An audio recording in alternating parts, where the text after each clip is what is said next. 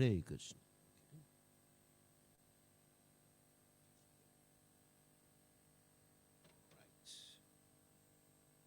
Some water.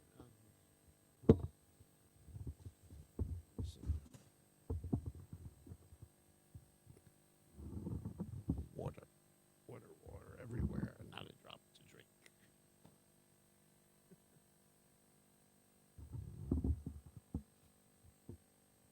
Okay. Jaya Radha Madhava Kunja Bihari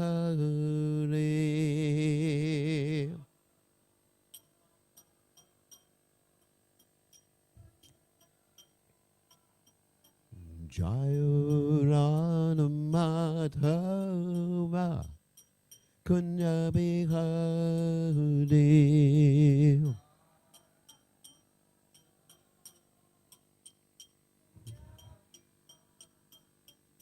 Gopi Janabala Gopa Girivardhari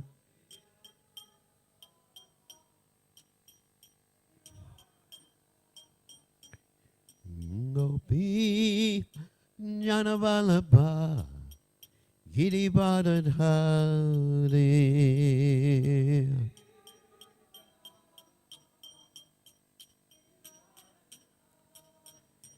Yasodhananda Vrajajana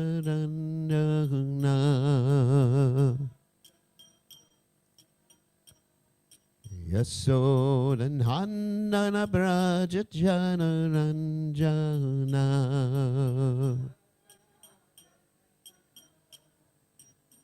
Yamuna Tirabana Jagdi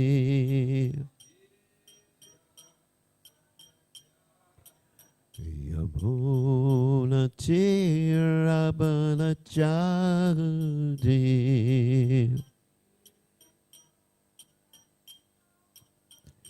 Jai Radha Madhava Kunja Bihari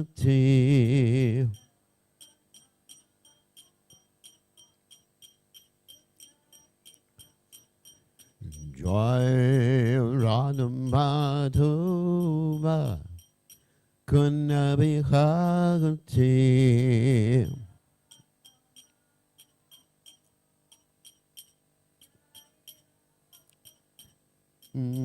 Gopijana Manabha Girivardhari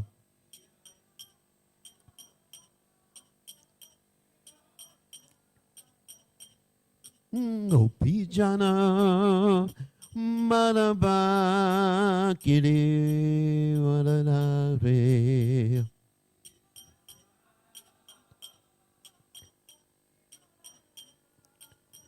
Yasodhananda Vrajajana Ranjana Yasodhananda Vrajajana Ranjana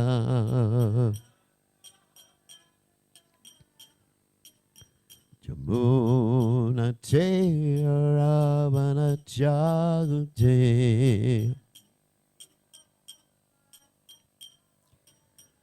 Yamuna Ravana Jagde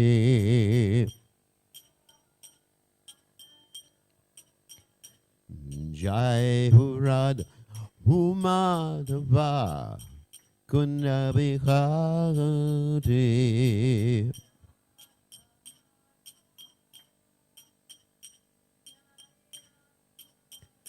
Jai Radha Madhava Kunja Bihari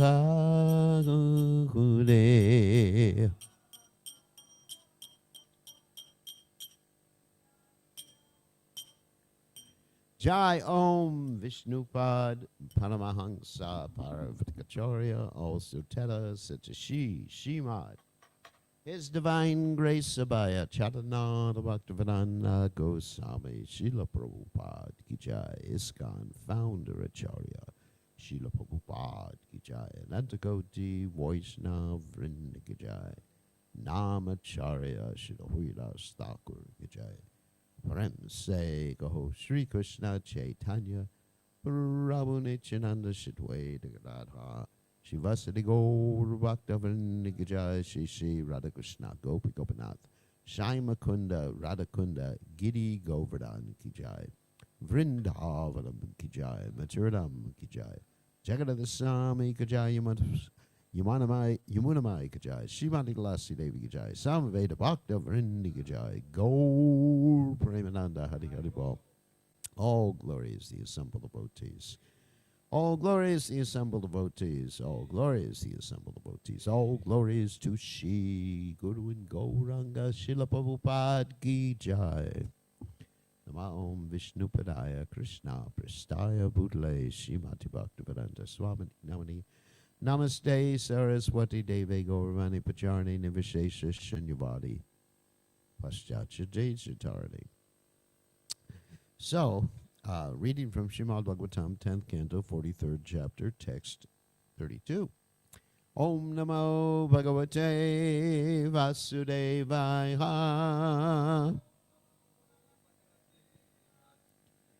Om Namo Bhagavate Vasudevaya. Om Namo Bhagavate Vasudevaya.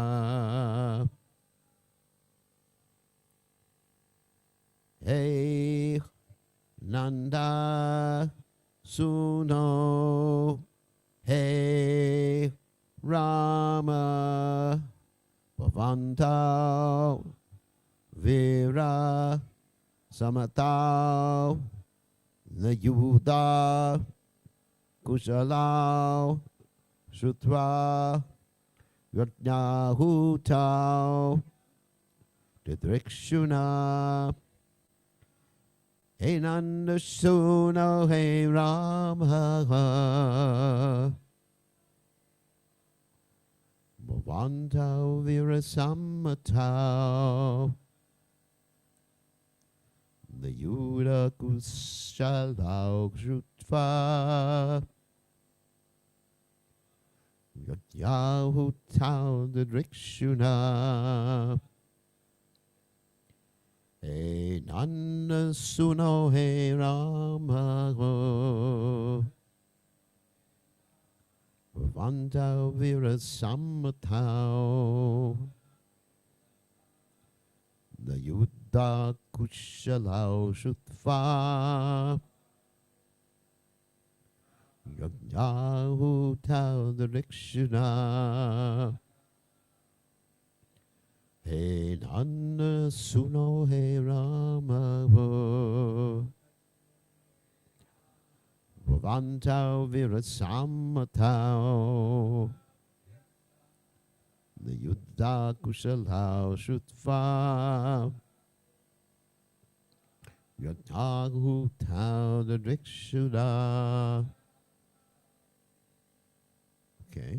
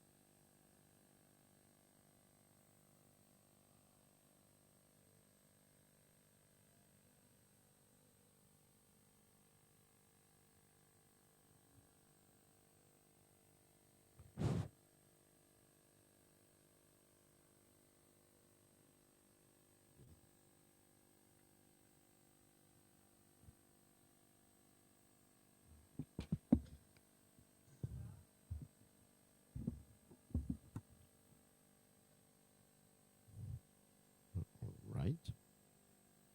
Guess that's it. Okay, let's go back to synonyms. Hey Nanda Sunho, O son of Nanda. Hey Rama, Rama, O Rama. It's nice they're chanting. They're getting some benefit here. Bhavantao, you too.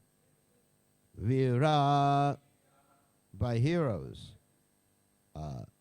Samatao, are well respected.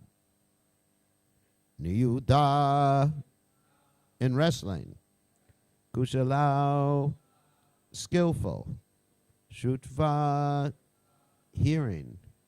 Ragda, by the king. Ahutau, called for. The Drikshuna, who wanted to see. Some translation. Chanura said, O son of Nanda, O Rama, you two are well respected by courageous men and are both skillful at wrestling.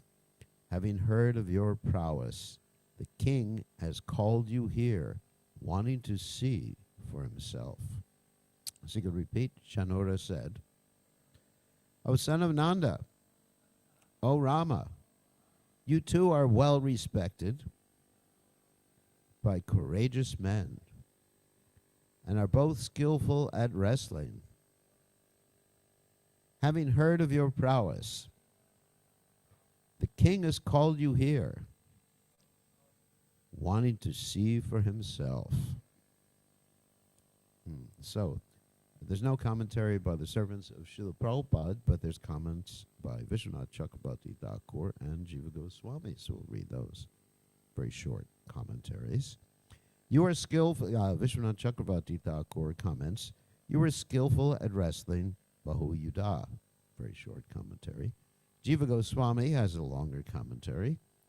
He says, he addressed them, O son of Nanda, O Rama, by addressing Krishna as the son of Nanda. He indicates that Nanda was his true father. He addressed Balaram as Rama, meaning that he gave pleasure to all people to encourage him to fight. But the wrestler intended to show the low birth of Krishna from a coward family by not mentioning Balaram's lineage, indicate that his parentage was not known, in order to take away their glory by mocking them. You are respected by men as being courageous. The king has heard you are skillful at wrestling. He wants to see you wrestle. Since the king wants to see you, you must be qualified. Thus you should participate in this fight. Because of the contrary meaning of his words, his statement is meant to mock them. It's very interesting. Whoops, sorry. Hold on a second. Again, the verse. Hey Nanda Suna Hey Rama Bhavanto Virasamatau Nayuda Kushalao Shutva Gabdahutau the Dikshuna. So Om Gana Timbadanda Shah Gananjana Shalakaya Chakshur Un Meditam Yena Tasmai Shri Gurave Maha. So as mentioned yesterday, there's certainly some envy here. But there's a lot more going on than envy in these words. Because this is a typical thing that occurs when there's a competition, isn't it? It's not simply, you could say, well, there's envy, you're criticizing the other person. However, it's, some chivalry, some fear, some anger, because it's said that they actually the wrestlers saw Krishna when he came in, like as anger or fear. So there's some fear there, too, because they've heard the stories. But there's also some chivalry there, because if you've ever been at any sort of match like that, whether it's soccer or baseball. I remember in baseball when I was young, we would actually make fun of the opposing team and razz. It's called razzing. Anyone heard of razzing before? You would razz them. So certainly there's envy, and that was an interesting class about envy yesterday. And also I was thinking, when Mother Irmela gave the example yesterday of Lord Shiva. This is a very interesting thing I just wanted to bring up. I didn't get a chance yesterday, the questions and answers. When Lord Shiva was criticized by Daksha, because Daksha was actually envious of him, and he was envious of him, and he was criticizing him for his good qualities, as Mother Irmela mentioned yesterday. The good qualities were that he was taking care of really low-class creatures, like ghosts and goblins, pisachas, bhutas, witches, and that means he's merciful. So Daksha was criticizing him for being merciful, and I was thinking, let's draw a parallel to how some of Prabhupada's godbrothers would criticize him for being merciful too. What did they say?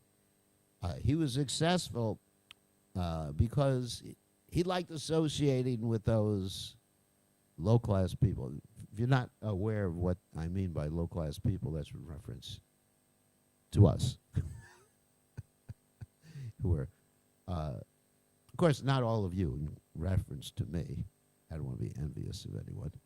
So, which means, because we were just like bhutas and pretas and pisachas and whatever, because we were engaged in all sorts of nefarious activities, and Prabhupada came to save the most fallen. And Lord Chaitanya is known as someone who saves the most fallen, and he was criticized by ritualistic brahmanas, and Srila Bhakti Siddhanta Saraswati Thakur was criticized in this way. So, there's some envy there.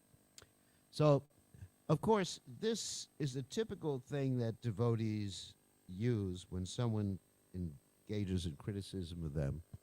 They always come up with this envy word. I mean, it's a cop-out. It's really a cop-out. I mean, yes, there may be envy. And certainly when Prabhupada described envy to certain people who were criticizing him, we accept that. There's envy there. But it's become a very common part of the devotee's nomenclature to pull that out when someone criticizes them. But there's a lot of different reasons why someone may be critical. I mean, for example, let's say, right now, I mean, just using modern news in ISKCON, that there's been a lot of criticism of the GBC on the internet.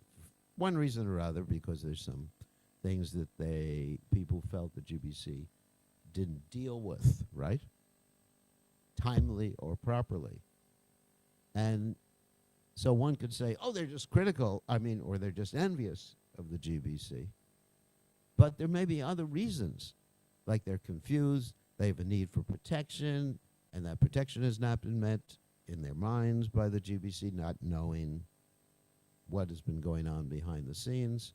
So there's so many other reasons why one may criticize others.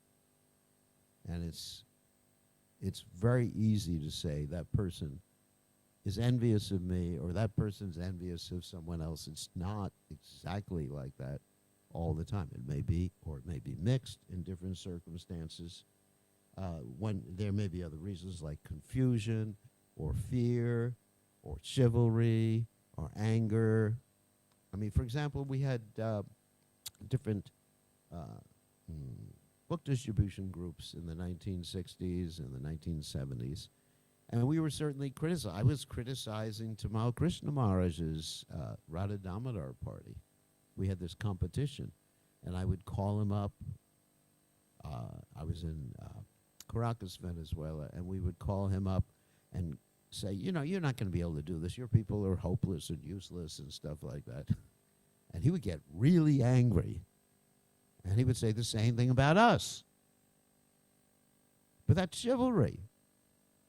And we find in Krishna's pastimes, and I'm going to read some quotes here, how Krishna sometimes is criticizing his enemies in a chivalrous way. And the enemies are criticizing him in a chivalrous way. So in the third canto, in other words, we shouldn't always assume that someone is envious because they're critical.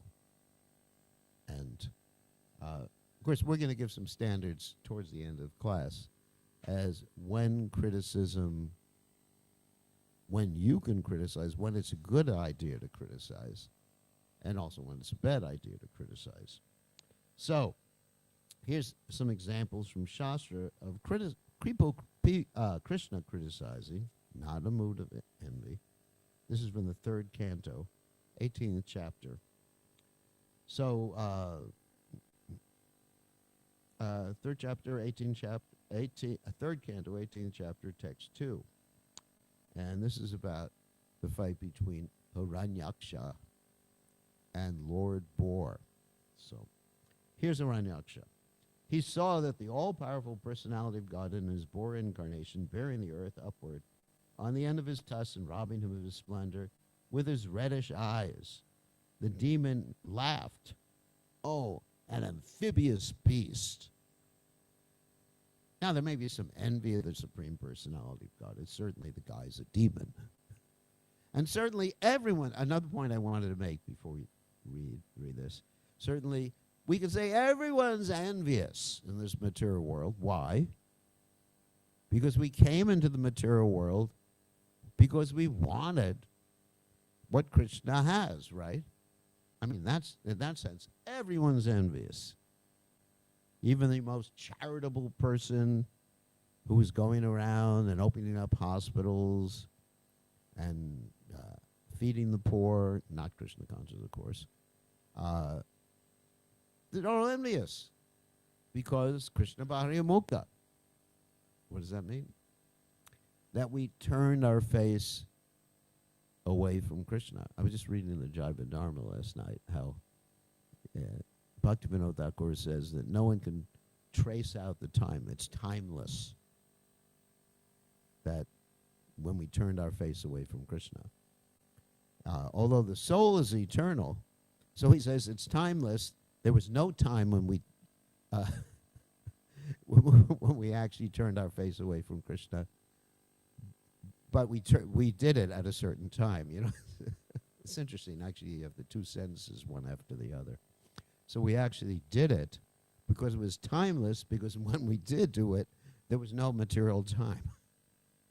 Does everyone understand that? It was outside of time when we did it. So we didn't do it at a certain time. It's interesting, isn't it? Anyway, so this is the whole discussion of where the soul came from, you know, and the Tatashta Shakti, which is a confusing discussion. So anyway, so all of us are envious. Ishwaroham, ahambogi, siddhoham, balavan sukhi. To a certain degree or other, we're actually thinking this in this world if we're conditioned souls. Even if we're Brahmavadis, Mayavadis, Karmis, Vikarmis, you know, whatever variety of non-devotee there is. I am the controller, I'm perfect, I'm powerful, I'm happy, I'm the center. And Prabhupada said this is because we're imitating Krishna, it's envy. So, I understand that. So I'm not saying that there's no envy in these particular cases. The demon is just a cool guy who's having a chivalrous relationship with Krishna. There's envy. But there's also chivalry going on. The demon said, oh, an amphibious beast. So the demon addressed the Lord, O best of the demigods, dressed in the form of a boar. Just hear me. This earth is entrusted to us, the inhabitants of the lower regions, and you cannot take it from my presence and not be hurt by me. So there's exchange there, you know, anger, chivalry. You rascal. It's a demon again. You have been nourished by our enemies to kill us, and you have killed some demons by you remaining invisible. In other words, you played some tricks. That's how you were able to kill some of my friends. So, fool, your power is only mystic, so today I shall enliven my kinsmen by killing you. The demon continued, when you fall dead with your skull smashed by the mace, hurled by my arms, the demigods and sages who offer you oblations and sacrifice and devotional service will also automatically cease to exist like trees without roots. And the next one is, although the Lord was pained by the shaft-like abusive words of the demons, he bore the pain But seeing that the earth on the ends of his tusks was frightened, he rose out of the water just as an elephant emerges with its female companion when assailed by an alligator. So the demon, who had golden hair on his head, he was blonde-haired, from Scandinavia. Also Narada Muni also had blonde hair. And fearful tusks gave chase to the Lord while he was rising from the water, even as an elephant would chase an alligator, would chase an elephant. Roaring like thunder, he said, "Are you not ashamed of running away before a challenging adversary? There's nothing reproachable for shameless creatures." So, anyway, let's go ahead a little bit on this. The Lord placed the earth on the surface of the ocean. And here's what the Lord says. The personality of God had said, "Indeed, we are creatures of the jungle, and we are searching after hunting dogs like you." So here's Krishna criticizing. Yeah. Dhiradatta. Yeah. Dhiradatta. Yeah. One who is freed from the entanglement of death has no fear from the loose talk in which you are indulging, for you are bound up by the laws of death. I am searching for dogs like you. So Krishna's not envious of him. Definitely not envious. I'm searching for dogs like you, heroes like me. Do not take notice of arrogant words of you who are bound by the ropes of death. The other meaning is as follows. We are seen by the devotees who have given up material enjoyment. Vanagotra.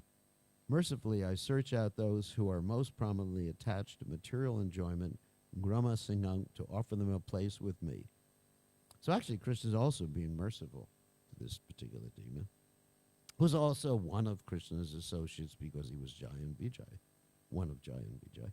But why do you give mercy to proud, sinful persons? Heroes like me are generous and do not feel the faults in your boasting words.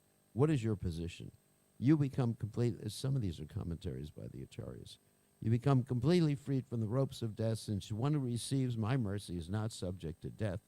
O person from whom no inauspiciousness arises, Abhadra. In other words, Krishna is saying it's very auspicious. So anyway, there's much that's going on here.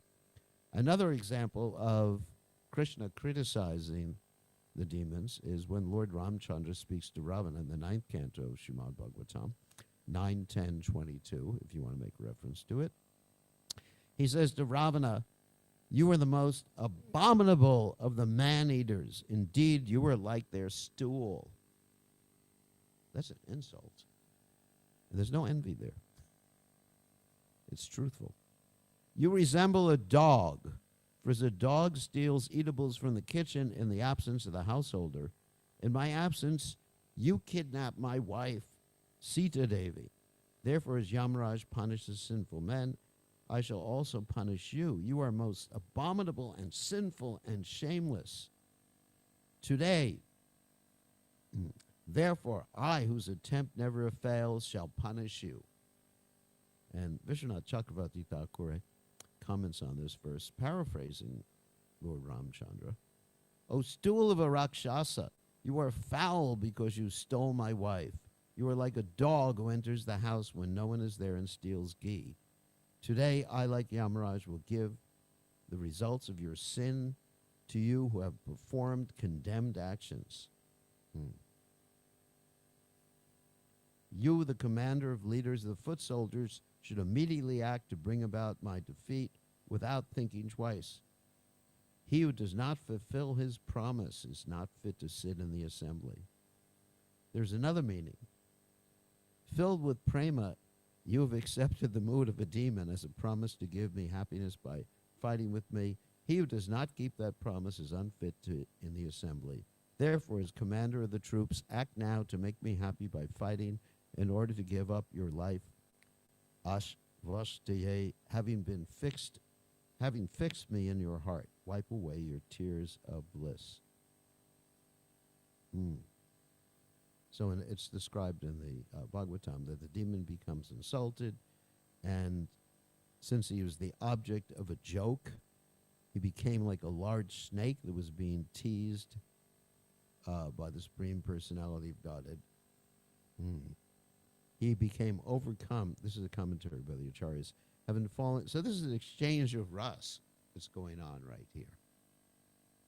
And to a certain extent, that's what's happening with the wrestlers too. Of course, the wrestlers are not in the position of Jai and Vijay, but still, they're exchanging this ras with the Supreme Person and becoming purified.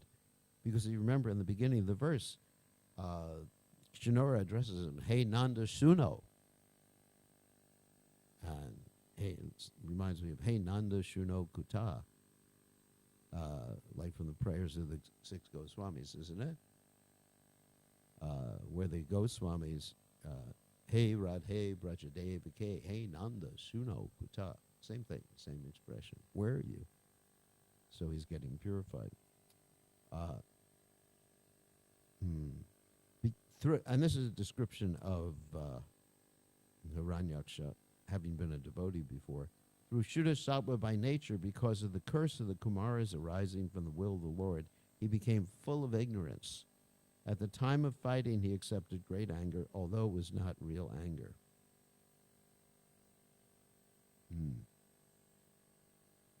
And here's another quote from the 10th canto, 66th chapter, text 8.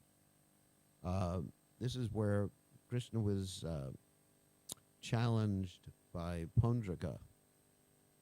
Pundraka, if you remember, was the imitation Supreme Personality of Godhead, the imitation Vishnu who tied the chakra and the club and the lotus like that behind him, imitated 2 extra hands. So the personality of Godhead, after enjoying the jokes of the assembly, because Pundraka had sent some challenging words to Krishna, told the messenger to relay the message to his master. "You fool," this is Krishna's words, "I will indeed let loose the weapons you boast of in this way. When you lie dead, O fool, your face will be covered by vultures, eruns, and vada birds," whatever, "and you will become the shelter of dogs." And here is an example when Arjuna criticizes Krishna out of chivalry and love and friendship.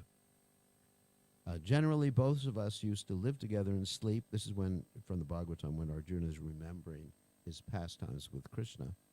Generally, both of us used to live together and sleep, sit and loiter together, and at the time of advertising oneself for the acts of chivalry, sometimes, if there were any irregularity, I used to reproach him, saying, because this is interesting, that a chivalrous person advertises himself at a particular time, isn't it? Just trying to understand those words. At the time of advertising oneself for acts of chivalry. So there's a time when a chivalrous person in the mode of passion, of course, is supposed to advertise himself. Interesting, isn't it? Sometimes, if there were any irregularity, I would reproach him by saying, and this is Arjuna's sarcastic words, but it's not out of envy. "My friend, you are very truthful." So sarcastic. Even in those hours when his value was minimized, he, being the Supreme Soul, used to tolerate all those utterings of mine, excusing me exactly as a true friend excuses his true friend, or as a father excuses his son.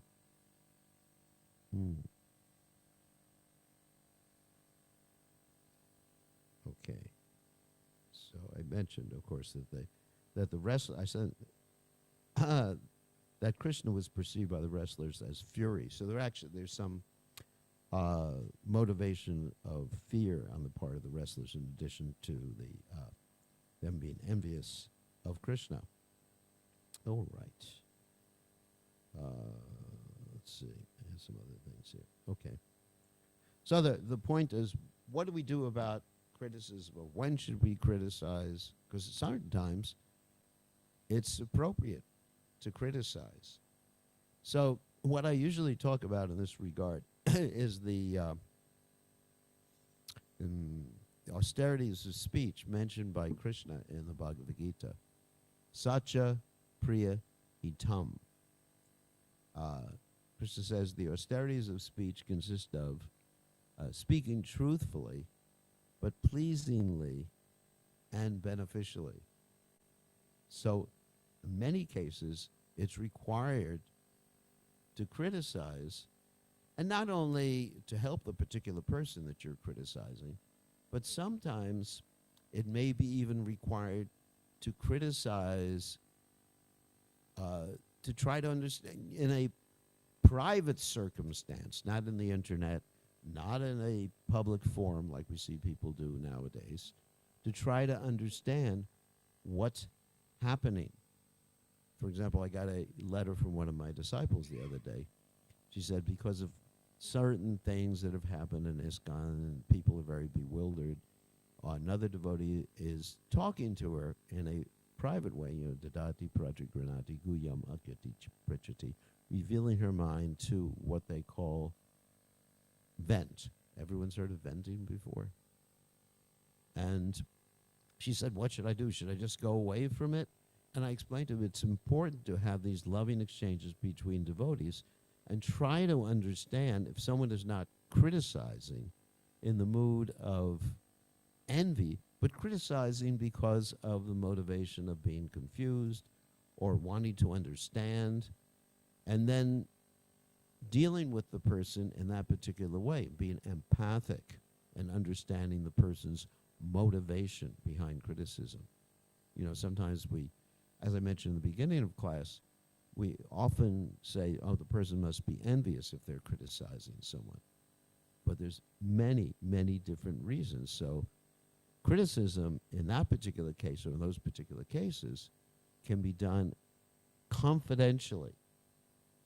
I don't think it's ever justified to go in a public forum like the internet where thousands of people or millions of people or whatever are reading a particular criticism and venting in such a fashion, because it doesn't help. It's not productive, like we said, such a priya hitam.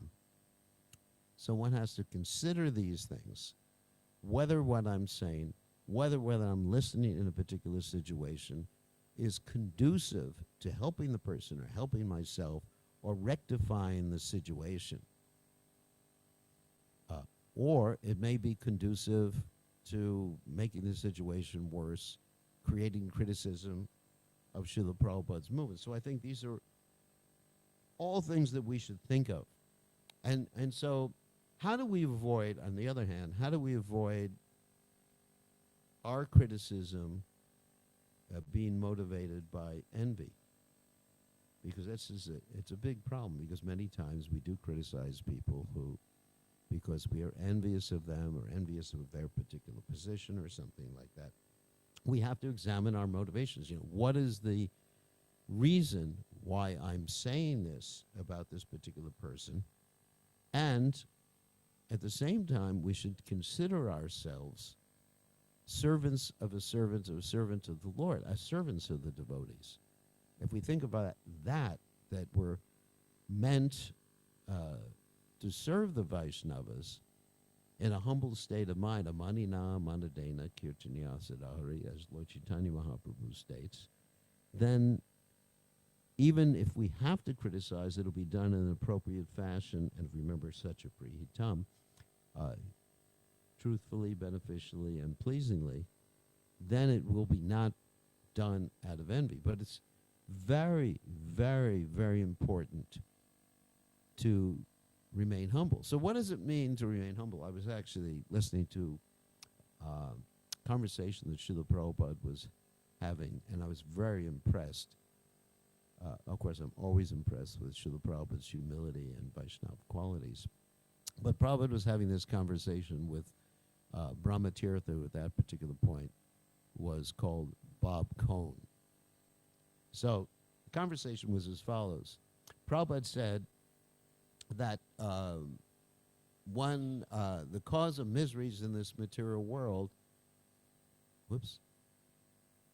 the cause of getting, problems in this material world is because of karma. Prabhupada made that point. You get sick because of karma, whatever. And then so Brahmatirtha asked Srila Prabhupada an interesting question. He says, do you ever get sick? And Prabhupada said, yes. And Brahmatirtha said, but I thought, what? That you have no karma because you're chanting. Chanting means no karma. And Prabhupada said, I have karma. I am the worst of the devotees. Something like that. I'm paraphrasing. And Brahmatirtha said, you're the best of the devotees. And this is before Brahmatirtha became a devotee. And Prabhupada said, no, you're the best of the devotees. Can you imagine that? I was thinking, I would never be that humble. He probably said, I'm the worst of the devotees. Brahmatirtha just didn't know what to make of that. And then Prabhupada further explained, which is interesting and kind of scary for those who have taken the position of spiritual master. He said, because I've accepted so many disciples, I'm just going fast forward through this, because I've accepted so many disciples, and we have to get the reaction. So that is my mistake or problem, like that. And then Prabhupada said, this is the sacrifice, even though Lord Chaitanya Mahaprabhu says not to accept so many. So anyway, so Prabhupada was actually embarking on criticizing himself for accepting so many disciples, and then Prabhupada justified it. But you see, the Prabhupada was even dealing with someone like Brahmatirtha Bab Cohen at that particular point, was just thinking of his welfare. Understand? And so that's the point. If we're thinking such hitam, if we're thinking of the welfare of someone or the welfare of the movement, then even if there's some criticism or whatever, that is beneficial. If that is our motivation and we thought it clearly and it is beneficial, then that's really important. So the point I'm making in class is not that all criticism is motivated by envy.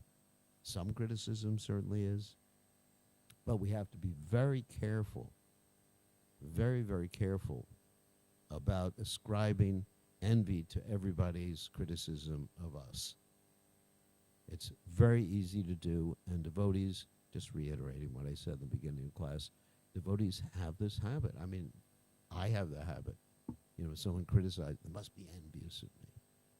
It's not true all the time. So, any questions or comments? We got about 1 minute left to class. Yeah.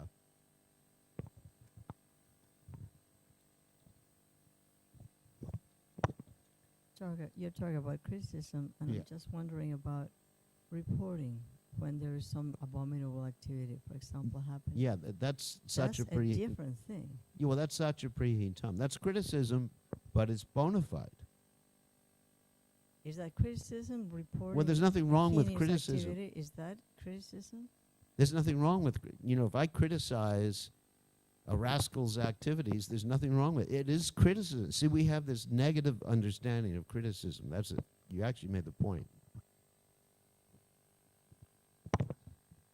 It's not fault-finding, but it's still criticism. Critical, but if you're just, Yeah. it's just if you're saying It's not a thief is a fault-finding, thief, but it's not fault-finding, but it's criticism. There's a difference. It's interesting. See that was the point I was making, that we often think that there's something wrong with criticism. Prabhupada would criticize his disciples when they made a mistake. It's fine. Yeah, the criticism means to criticize someone. It doesn't, fault finding means someone is finding fault. But Prabhupada actually another time said, my business as a spiritual master is to find fault in my disciples, right? So it's not that fault finding is bad. But if one is motivated by fault finding, that's another thing. You understand? It's like the relationship has a lot to do Yeah, that you have with that, like disciple, guru. yeah, If you're in management, you have to defend. So there's some criticism. If a thief, you can criticize this person, child abuser. So yeah. That's relationship. that should be done. I mean,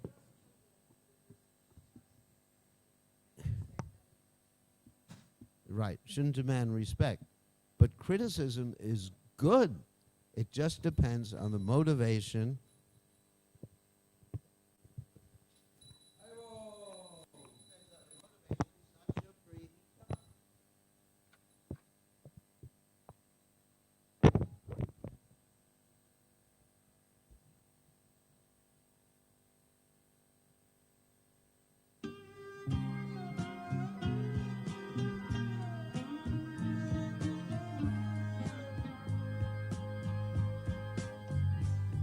Govindam Adipurusham Tamaham Bhajami Govindam Adipurusham Tamaham Bhajami Govindam Adipurusham Tamaham Bhajami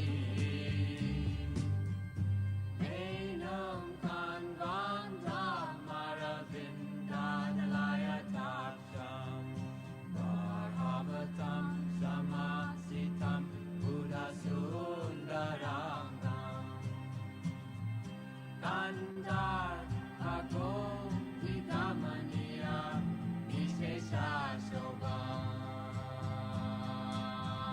Govindam Adipurusham Tamaham Bhajami Govindam Adipurusham Tamaham Bhajami Govindam Adipurusham Tamaham Bhajami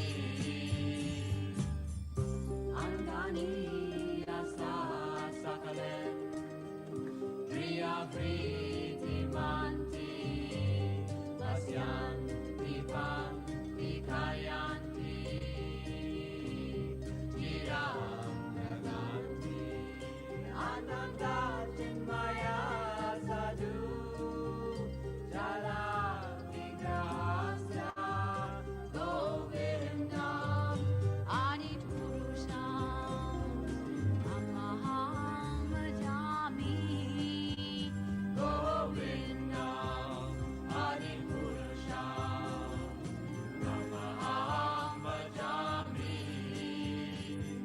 Govindam Adipurusham Tamaham Bhajami Govindam Adipurusham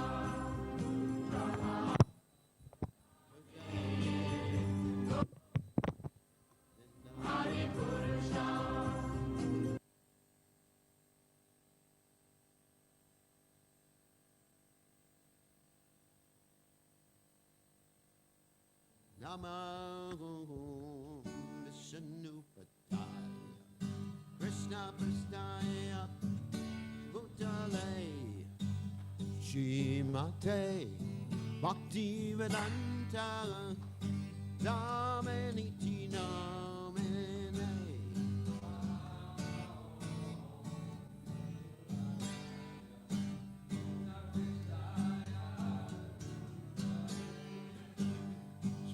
Srimate Bhaktivedanta Dhamaniti Namene Mistake Saraswati Deve Gauravane Pacha Devasesha Shunyavagadeva Sachagade Sacharane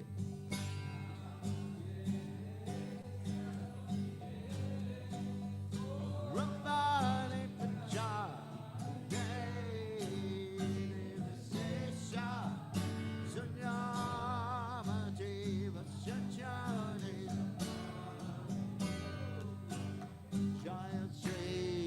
Krishna Chaitanya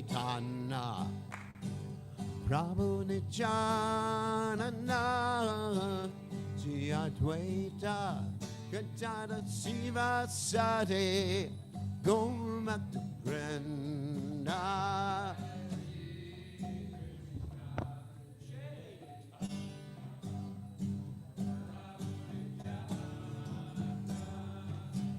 Shri Advaita Gadadhara Sivasati Gaur Bhakta Vrinda Shri Krishna Chaitanya Prabhu Nityananda Shri Advaita Gadadhara Sivasati Gaur Bhakta Vrinda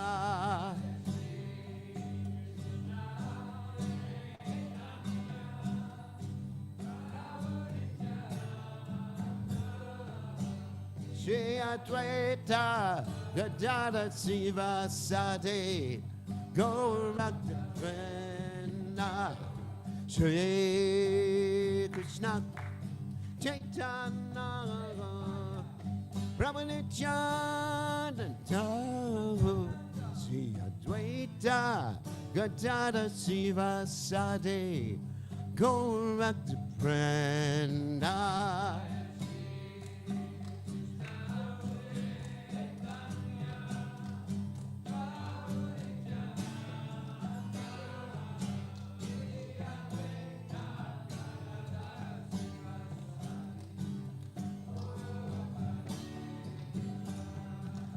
Hare Krishna Hare Krishna Krishna Krishna Hare Hare Hare Rama Hare Rama Rama Rama Hare Hare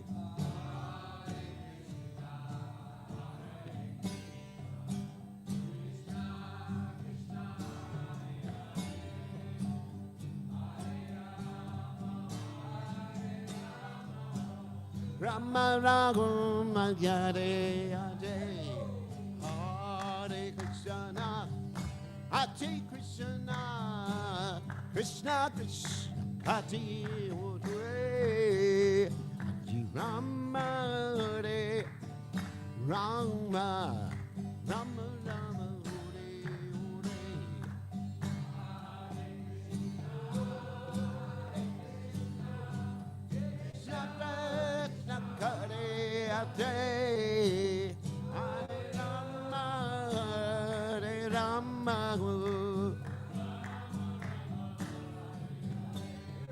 Hare Krishna, Hare Krishna, Krishna Krishna, Hare Hare, Hare Rama, Hare Rama, Rama Rama, Hare Hare.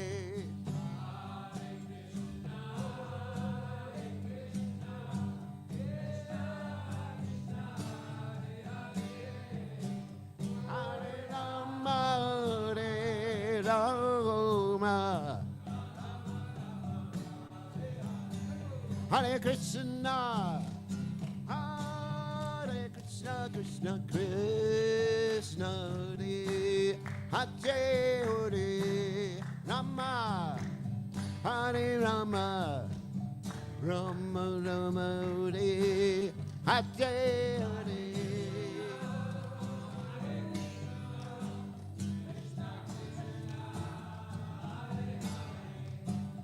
Hare Rama, Hare Rama, Rama Rama,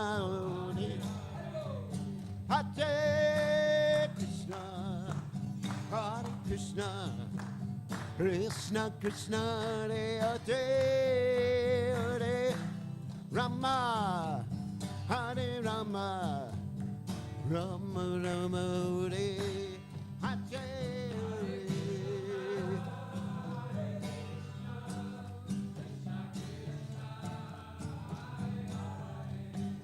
Hare Rama, Hare Rama,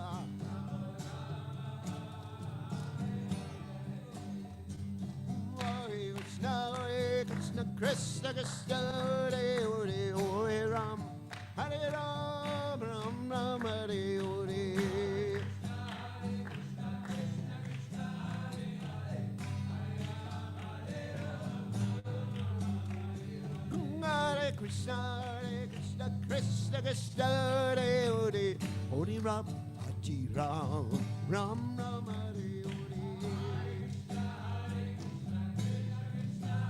Hare, Hare Ram, Bhati Ram, Ram Ram Hare Hare Krishna, Krishna Krishna, Hare Hare Ram, Hare Ram, Ram Ram Hare Hare.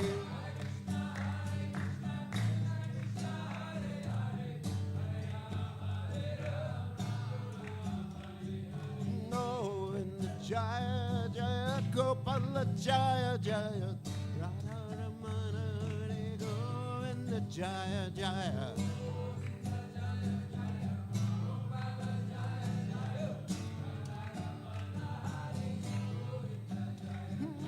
Govinda Jaya Jaya Gopala Jaya Jaya Radha Ramana Hare Govinda Jaya Jaya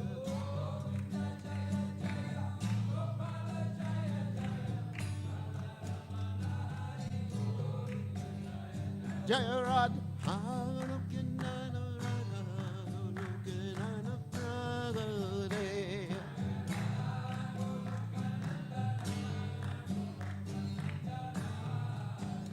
Jaya Radha Hanukinana Radha Hanukinana Pragade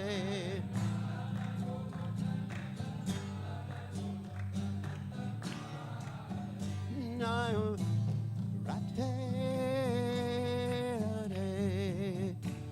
Radhe, Radhe,